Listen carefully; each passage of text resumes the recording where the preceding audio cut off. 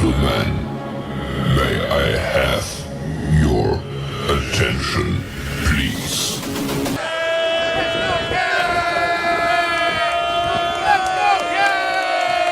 The show starts in 3, 2, 1, go. Good morning, CaneSport. It's January the 12th, 2022. I'm Gary Ferman, the publisher of CaneSport.com, joined once again by our managing editor, Matt Shodell, as we discuss the news of the day, presented by LifeWallet, where the time is now to take charge of your personal health. Matt Shodell, I'm feeling good this morning, man. I'm feeling good. We've got some good stuff to talk about. I got rid of that dang cold I had for a few days, and things are looking good, man. Things are looking good. So let's jump right into it. Let's talk about our CaneSport on 3 hit or miss series. Yesterday we talked about the 2017 class and what an absolute disaster that was. Okay, and it was. I mean, you know, there's no sugarcoating. It was absolutely horrendous. This 2018 class and was not much better, Matt. But based on the hit description, which is you have to be a 2-year starter to be a hit in a signing class, Miami had 11 hits and 12 misses in the 2018 class. And as we're going through this process, I think we're seeing exactly why this program is struggling the way that it is. Talk to us about 2018, and then we'll also discuss 2019. Yeah, we had both. And there's a lot of confusion among fans about why we're doing this series. It's almost back and forth, like discussing whether soup is a food or a drink. I mean, there's an ambiguity to it, because the truth is, and I said this on a previous show, when Gary came to me with the idea based on the On3 study a couple of months ago. Well, I said to Gary, also timely because it's recruiting season right now. Yeah. But I said to Gary the same thing some fans are saying now, which is, how can you say Gregory Rousseau is a miss? How can you say TJ Dallas is a miss? How can you say Jalen Phillips is a miss? How can you say some of these guys are hits that may have started a couple of years, 4 games starter 1 year, 1 game the next year, that aren't any good? Legit points, but it's a fun thing. Right. Well, it's more than fun. The reason it's statistically significant to me, and I did take statistics courses, I don't really know if it's statistically significant beyond 1 deviation from the mean or half a deviation from the mean or whatever it may be. But the reason it's statistically significant to me, regardless of if fans want to complain as much on our message boards the last few days as they do about my personality problems on the YouTube channel, the reason it matters to me is because as I went through each year, and look, we did a State of the U series over the summer where we clearly said the guys that did well and the guys that didn't in each class. This is different. The purpose of this study is not to just say this individual was a hit or miss. This is take a 1,000-mile view of the last 5 recruiting classes, not the last 5, but 2017 through 2021, the ones that you can actually measure in terms and quantify in terms of how it affected personnel and the status of players, if they're experienced or not, if they were put into action too early or not, for Mario Cristobal when he took over last year.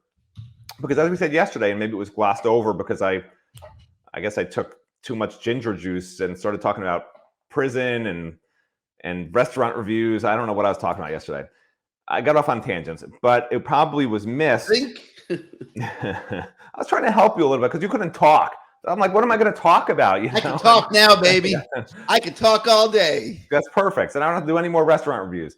Anyway, I don't want to lose my train of thought. So the whole purpose of this is, like I said, the 1,000-mile view. And what I said yesterday about it is what's important to note isn't if one player was a hit or miss. Everyone's getting fixated on the hit or miss.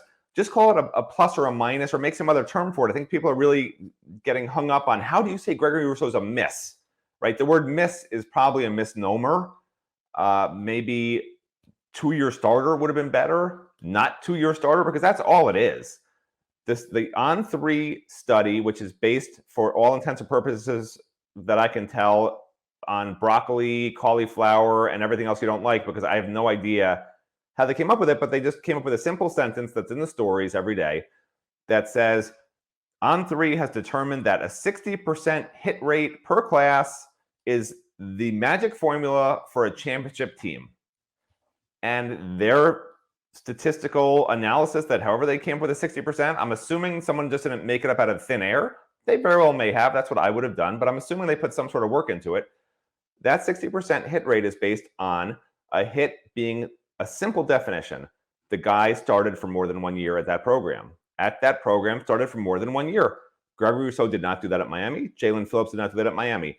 Guys who are only at Miami for 1 year, we are labeling N/A not applicable because they can't have started more than 1 year if they were only here for 1 year. So we're not using their statistics. Jalen Phillips was here for 2 years. He couldn't play the first year, but statistically, he was here for 2 years. Gregory Rousseau was here for 2 years. Didn't do much his first year. Was amazing his second year. Opted out his third year. Started 1 year. If you started at Miami for more than one season, you are considered a hit. If you didn't, you're considered a miss. Fans who don't like that, I'm sorry. But the 1,000-mile view purpose of the whole thing is simple. Programs that succeed at the highest level have a 60% hit rate per On3. And the reason for that is because when you're starting for multiple years, you're not forcing freshmen to play right away. They're able to redshirt. Instead of recovering on Sundays and Mondays, they're in the weight room on Sunday and Mondays for 4 months during the season, getting bigger, stronger, and faster so that they can replace that 2-year, multi-year starter when those guys go to the NFL. Then you get this recurrent cycle. This is probably what was glossed over yesterday when I started talking about restaurants. You get this cycle where guys just keep staying for a couple of years as starters before going to the NFL. Then the next guy stays a couple of years before he goes to the NFL. Right now, Miami's in a vicious cycle of guys transferring out, which we're going to lay bare in this series with the misses and the hits. Guys transferring out after 1 year, 2 years, 3 years, whatever, but without starting multiple years for the most part, 99% of the time, basically. The guys that do start tend to start for maybe one season. They're not good enough. Coaches say, we know he's not good enough. Let's just try somebody else. Okay.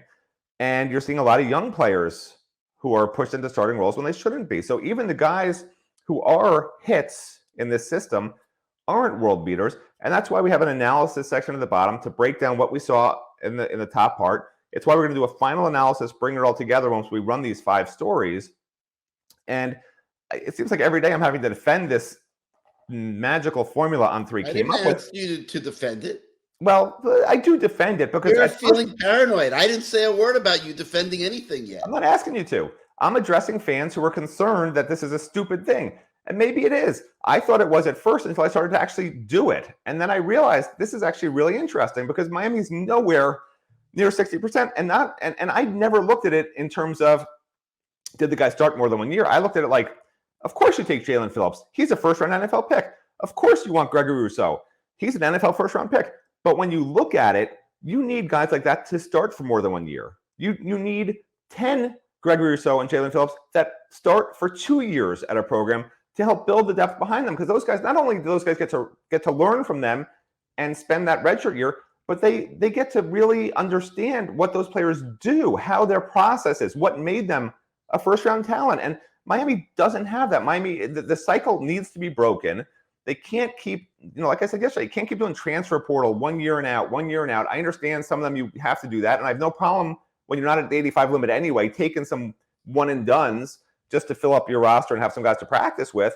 But I'm a big fan of what every top program has been doing that's been successful year after year, which is recruit really well, develop the recruits, multi-year starters, replace them with new multi-year starters. And that's how you get the Alabamas and the Georgias and not the Michigan States and the TCUs, where you might have one amazing year and the next year a drop-off. That's my 7-minute rant on why I think this is a good series. Maybe I'm wrong, but I find it interesting. Okay, so 2018 had 11 hits, 12 misses. 2019 is worse. 2019 had 8 hits and 12 misses, a 40% hit rate, not even close to the 60 that is supposed to be the benchmark of being acceptable. So, Matt, now we're 27, 2018 and 2019, we've covered 3 classes with hit rates of 39.1, 47.8, now 40%. This is why we just finished a 5-7 season. Well, if you look at that, to me, the most interesting thing about the 2019 analysis is they took 9 transfers in that class. And of those 9 transfers, you say, oh, wow, Bubba Bolden, Lou Headley, even Trayvon Hill had a good year. There's other guys who didn't. KJ Osborne and Jalen Phillips, of course, as well. So you took all these amazing transfers, right? This is perfect. Like, this is what you want in the portal. Wow, you got all these guys who wound up starting, who really made big impacts. But Miami never won 10 games with them. Most of them were never multi-year starters. As a matter of fact, I don't think maybe one of them was. And it goes to the point that you could say there were hits in your mind if you want to consider a hit a great player. They were great players, but they're not hits in the On3 formula for building a championship program, because this is not how you can build a repetitively championship program. You could take 20 free agents in a year and pay a fortune and have a great team, but those guys will all be gone after a year to the NFL if they're that great. You really need to build it through recruiting, where guys have to be there for 3 years anyway. You can't leave until 3 years are up. And if you're in a program that's developing you, where you see guys going to the NFL, you're going to be there for at least 3 years, maybe 4 years, maybe even 5 years. And you're going to probably start 2 of those years, and then the next guy's turn will come up after that. And there will be some situations where you do miss, and you'll need to take, to me, if you take 3 to 5 transfers a year, that means you're winning. That means you have a pretty full roster that you like, where you're not jettisoning guys constantly, where you're not constantly having holes at positions all over the place you have to fill. And you can already see from what Mario Cristobal and the staff's trying to do, just trying to grab portal guys. I think they already have 6. They're going to get another 1 or 2, in my opinion, after this weekend. They're going to probably wind up after spring ball with around 9 or 10 transfers again. That's not a successful way to build a long-term program. I think Mario Cristobal knows that. I think he's torn between trying to win now and trying to figure out day by day how to. He wants to win now. Yeah, but that's a problem. Go 5-7 again. Well, that's a problem to me, because again, look at not that it's going to necessarily happen this way, but if you look at what they tried to win now in 2019, they tried to win now in 2018 with transfers. They tried to win now in 2020 with transfers. It doesn't seem to work usually. There are some cases, and Gary could point to them all the time. Gary will point to this team or that team. Look what happened when they took all these transfers. For every 1 or 2 of those, you could point to 10 programs that took a bunch of transfers and it didn't work out, and they won 6 to 8 or 9 games. And now you're rebuilding the whole damn program every year. You can't keep taking 8 to 10 transfers a year, then taking another 8 to 10 transfers a year, because those 10 transfers leave and leave another gap. It's a cycle. It's a vicious cycle. Mario Cristobal seems to have fallen into that cycle right now, because he did it last year and he's doing it again this year. And if they only win 7 or 8 or 9 games again this year, what have you accomplished when these 8, 9, or 10 guys are gone again? And Mario's saying, oh, geez, these were 10 guys who contributed last year in the 2 deep. We have a bunch of guys now who still are unproven because they didn't get a chance to really do anything. We don't have, sophomores coming back as juniors that are starters. I got to take another 7, 8, 9, or 10 transfers again. It's going to happen every year unless he just says, screw it, I'm going to break this cycle. I'm going to build a program from the ground up. And I wish he had done it last year. Like I said at the time, I said, I don't understand why he's taking these transfers. He's a great recruiter. Like, just recruit and develop. That's his window. His window was last year's recruiting class and the class of 2024, 2 classes where the NCAA said, Mario Cristobal, we're finally giving Miami a gift. Unlimited numbers for the first time in NCAA history. Just these 2 classes because of COVID problem with roster numbers. Mario has not taken advantage of that. He signed still under the 25 limit in terms of recruits this year, because transfers were always +8 anyway. So he's not taking advantage of it. He's going the transfer route. I don't love it.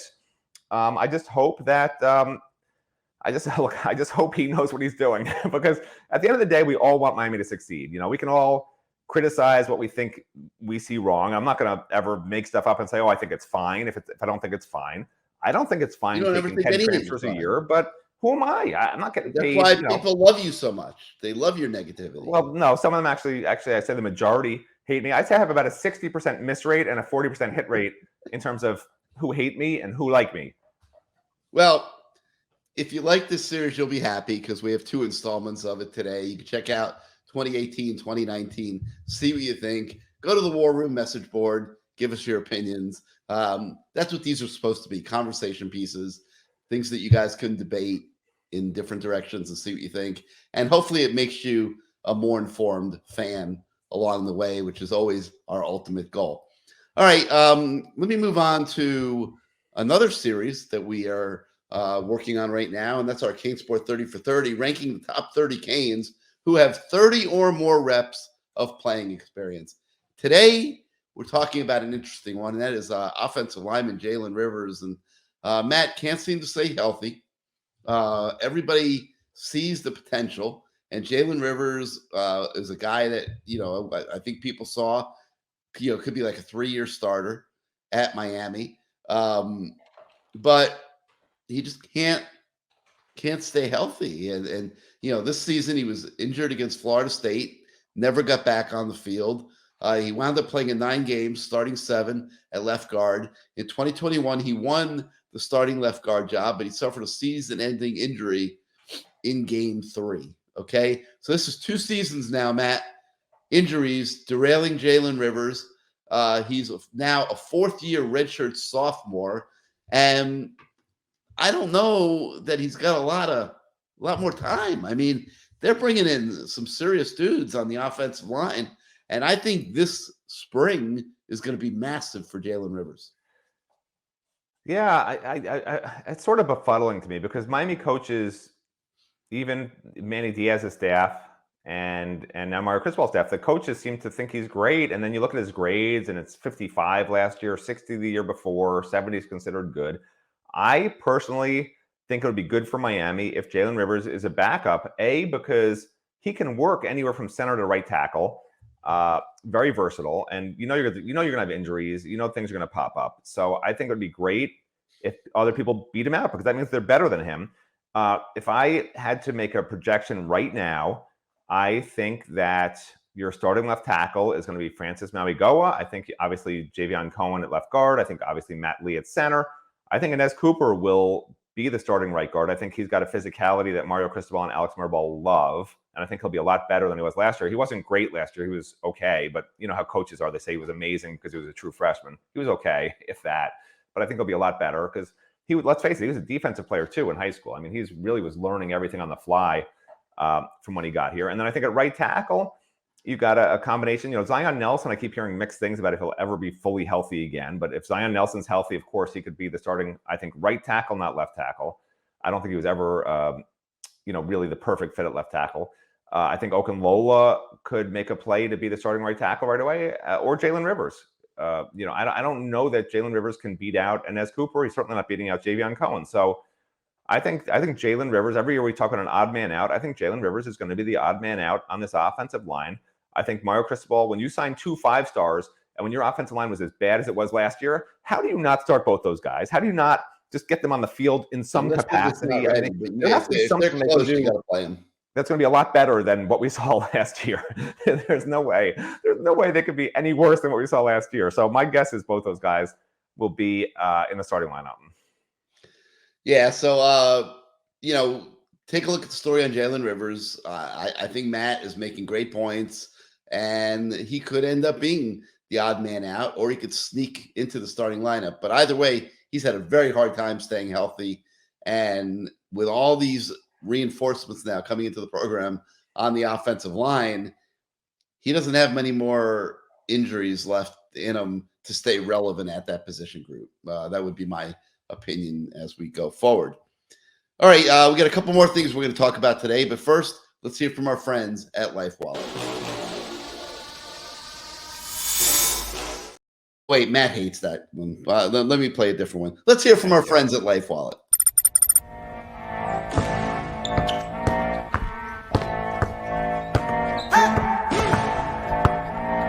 Hey sis, want to play one-on-one? What about 3-on-3? Let's do it.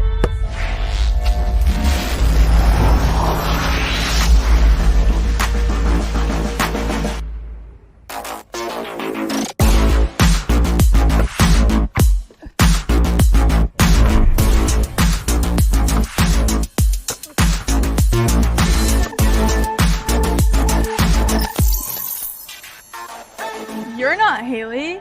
Wait a minute. Life Wallet user not detected. I knew it. Secure your health information and privacy with Life Wallet. Life Wallet. Saving time, saving lives. All right, Matt, let's talk a little bit about, let's go into the recruiting area a little bit. We've got a story on 2024 athlete, Mazeo Bennett. He's one of the top 2024 guys out of South Carolina. And what you're seeing is a lot of activity now for Miami in 2024. And Bennett is a kid that was once committed to Tennessee. He decommitted. He put himself back on the market. And the Hurricanes pounced. And he's saying a lot of good things about how much he loves Miami. So we cover that in that story today. All right, big shout out to the Canes basketball team for a nice win last night against Boston College. It was very workmanlike, you know. They're not always looking as great as you would like for them to. Norchad Omier still getting in foul trouble a little bit too much, but it was really nice to see Harlan Beverly step up last night. He's a kid that's been through a lot. And, you know, Matt, I think you would agree. You've covered Harlan for a while now. Nice to see him doing some good things. Yeah, it's pretty remarkable. He had a pretty bad injury last year, but if he and Poplar step up, who's really going to stop this team? Because every team's got, you know, or every good team has three really, really reliable players. And for Miami, they really have four already, right? Because if you include Omier, they have the three guards, and, you know, I consider Jordan Miller pretty much, I guess he's a guard forward, whatever. But with him, Wong, and Nigel Pack, you know, those are your three scorers. You got Omier down low. And now if these other two guys are going to score, you know, like if Beverly comes off the bench and is scoring 15, 20 points, I mean, it's just going to be really hard on opponents to figure out who's hot that day, who you try to stop, and someone else gets hot. They are a team that nobody is going to want to face in the NCAA tournament. And the only thing I could see causing this team some problems is athletic length. There are some teams out there, and they already lost to one of them, that have multiple players with athletic length. And the issue with that is I know they shot whatever it was, 63% of three-pointers, but I'm still not convinced Miami's a great three-point shooting team. I still think that their strength is going to be mid-range, getting the ball inside, that sort of thing. And when you got a couple of big athletic guys, you know, a center and maybe a power forward who's athletic, they can alter Isaiah Wong's shots. And if Isaiah Wong can't get to the basket, there's a lot more pressure on being able to hit threes and outside shots. And they're not always going to go down at a 60% rate, you know? And then if a couple guys, you know how it is, if a couple of guys start struggling, other guys start struggling. So in the NCAA tournament, you got to be on point. You can't have a bad game like that. So, you know, to me, that's the only kind of team that will cause Miami problems. I think any other team Miami can compete with in the entire nation. Like, this is a really, really good Miami Hurricanes team, but keep an eye out on that, because when they come up against that next, you know, maybe even a Duke, right? Duke has some decent size, some athletic big guys. Teams like that, we'll see. You know, we'll see what happens. That's gonna be really interesting if they can actually deal with a team like that. Because the one time they sort of faced it, I think, what was it? Was it Maryland? Am I right? Maryland, yeah. Yeah, Maryland had that. You know, a few. I think they had three big athletic guys, and Miami really couldn't find an answer. So that to me is the key. If Miami can have an answer for those kinds of teams, and last year they beat those kinds of teams using the scramble defense, easy transition buckets. But if they're not able to do that with this group, and remember, most of those easy transition buckets and the scramble defense came from a couple of guys who aren't here anymore, right? With Cam McGusty and Charlie Moore. So it's going to be really interesting. Yeah, and the one thing they got to watch out for, man, there's a big drop-off if Norchad gets in foul trouble. He's got to be smarter. He can't keep letting himself. Well, that's the thing.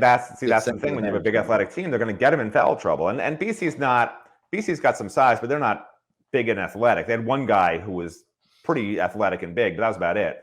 When you get multiple guys like that, that can cause Norchad some problems and cause Miami some problems, I think. Yeah. All right, so that's going to do it for today for Good Morning CaneSport. Thank you so much for starting out your morning with us. If you like this show, hit your subscribe button, hit your like button. It helps us with the algorithms at YouTube. If you're not yet a subscriber to CaneSport.com, please come and join us. We still have an introductory special that will take you up to the start of next football season. So for Matt Shodell, I'm Gary Ferman. Have a great day, everybody. We will see you tomorrow.